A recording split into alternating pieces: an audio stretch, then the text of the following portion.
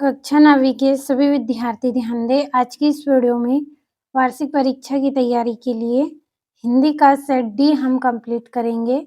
पूरा पेपर मैंने पहले ही कंप्लीट करके रखा है, केवल प्रश्नों को हमें समझना है। तो पूरा वीडियो आप लास्ट तक देखें। तो चलिए शुरू करते हैं हमारे प्रश्नों को। ये आपका पहला प्रश्न है, सही विकल्प चुनिए। पहला है, तुलसीदास किस काव्यधारा के प्रतिनिधि कवि हैं? जो तुलसीदास जी हैं वो राम भक्ति काव्यधारा है उसके कवि हैं। दूसरा है, वाक किसकी काव्य शैली है? तो वाक किसकी काव्य शैली है? ललगत की शैली है ये। तीसरा है, दोहा छंद में कितनी मात्राएं होती हैं? तो दोहा छंद में 24 मात्राएं होती हैं। चौथा है, हुजूम के आगे कौन चल रहा था? तो हुजूम के आगे कौन चल रहे थे? सलीम अली चल रहे थे। पांचवा है, मुंह की खाना का अर्थ होता है। तो मुंह की खाना का अर्थ क्या होता है? हारना होता है। छठा है, परदादी चोर को सही रास्ते पर कैसे लाई? तो जो परदादी है वो चोर को सही रास्ते पे सहजता से बात कहकर लाई। और अगला प्रश्न, रिक्त स्थानों की पूर्ति कीजिए। पहला है, बच्चे डेडेस पर जाते हैं। तो बच्चे कहाँ जाते हैं? बच्चे काम पर जाते हैं। दूसरा है, छंद के डेडेस प्रकार होते हैं। तो छंद के 2 प्रकार होते हैं। तीसरा है, तूती बोलने का अर्थ डेडेस है। तो क्या है? धाक जमना तूती बोलने का अर्थ होता है। चौथा है, मेरे नाना पक्के डेडेस माने जाते हैं। तो मेरे नाना क्या है? साहब माने जाते हैं, पक्के साहब माने जाते हैं। पांचवा है, सलीम अली का यहाँ डेडेस पलायन है। तो सलीम अली का यहाँ आखिरी पलायन है। छठा है, हिंदी का प्रथम उपन्यास डेडेस को माना गया है। तो हिंदी का प्रथम उपन्यास परीक्षा गुरु को माना गया है। ये हो गए हैं आपके रिक्त स्थान। अगला प्रश्न, सही जोड़ी बनाइए। पहला है, जीवन का खंड चित्रण। तो खंड काव्य में होता है। दूसरा है, हरिशंकर परसाई। तो इसका रहेगा वसुधा। और आकाश, तो आकाश की जोड़ी रहेगी नभ या गगन। तीसरा है, जनसंपर्क विभाग। चौथा है, तो चौथे का रहेगा बाढ़ की सूचना। और गोदान उपन्यास के रचयिता प्रेमचंद्र हैं।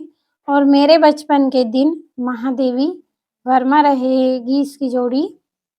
चौथा प्रश्न, सत्य असत्य लिखिए। पहला है, जयशंकर प्रसाद छायावाद के प्रमुख कवि हैं। तो इसका आंसर रहेगा आपका सत्य। दूसरा, जहाँ नायक नायिका के विरह का वर्णन हो वह संयोग श्रृंगार होता है। तो ये आपका गलत रहेगा, वियोग श्रृंगार होता है तो सत्य रहता। और आज उपभोक्ता संस्कृति का समाज पर कोई प्रभाव नहीं है। तो इसका आंसर रहेगा आपका असत्य। और स्मृतीय शब्द के पहले जुड़ते हैं तो असत्य रहेगा। और शंकर लड़कियों के छात्रावास में ताक झांक करता था। तो सत्य है। और किसी घटना का आंखों देखा सरस वर्णन रिपोर्टाज कहलाता है। तो ये भी सत्य रहेगा। अगला प्रश्न है, एक वाक्य में उत्तर लिखिए। पहला है, बच्चे काम पर जा रहे हैं के कवि का क्या नाम है? तो राजेश जोशी।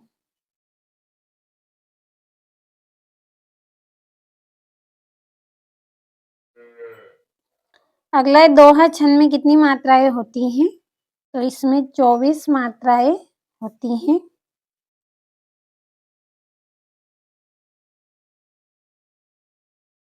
चौबीस मात्राएं।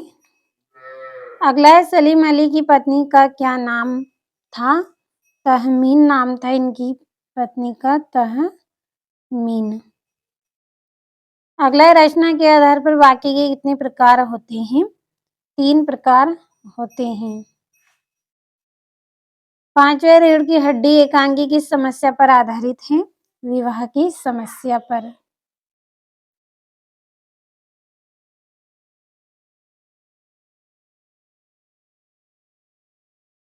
अगला है, कहानी के कितने तत्व माने गए हैं? 6 तत्व माने गए हैं। और ये आपके 2-2 नंबर के प्रश्न हैं। छायावाद काव्य की 2 विशेषता लिखिए। कवि ने सच्चे प्रेमी की क्या कसौटी बताई? किस शासन की तुलना तम के प्रभाव से की गई है और क्यों? और ये आपका 9वां, 10वां, 11वां प्रश्न। तो सभी प्रश्नों के आंसर की पीडीएफ तैयार कर ली है। पीडीएफ अगर आपको लेना है तो वीडियो के डिस्क्रिप्शन में नंबर मिल जाएंगे, कॉल कर लीजिए आप, आपको पीडीएफ मिल जाएगी। और ये आपका अगला जो प्रश्न है, इसमें आपको लेखिका मृदुला गर्ग की नानी की आज़ादी के आंदोलन में किस प्रकार की भागीदारी रही हुई ये बताना है।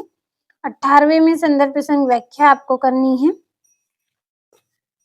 19वां है, इसमें भी संदर्भ प्रसंग व्याख्या करनी है आपको 3 नंबर में।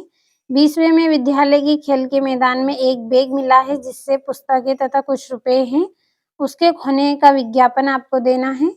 और ये आपका यहाँ से 21वां प्रश्न है जिसमें आपको गद्यांश दिया गया है, ध्यान से पढ़े और नीचे लिखे प्रश्नों के आंसर करना है। तो 3 दिन के अवकाश हेतु प्राचार्य को एक प्रार्थना पत्र लिखना है 4 नंबर में। 23वां निम्नलिखित में से किसी एक विषय पर निबंध लिखिए। जीवन में खेलों का महत्व, पुस्तकालय, विद्यालय का वार्षिक समारोह, भ्रष्टाचार, समस्या और समाधान, या फिर विज्ञान के बढ़ते चरण। तो जो अच्छा लगे 5 में से कोई एक निबंध करना है।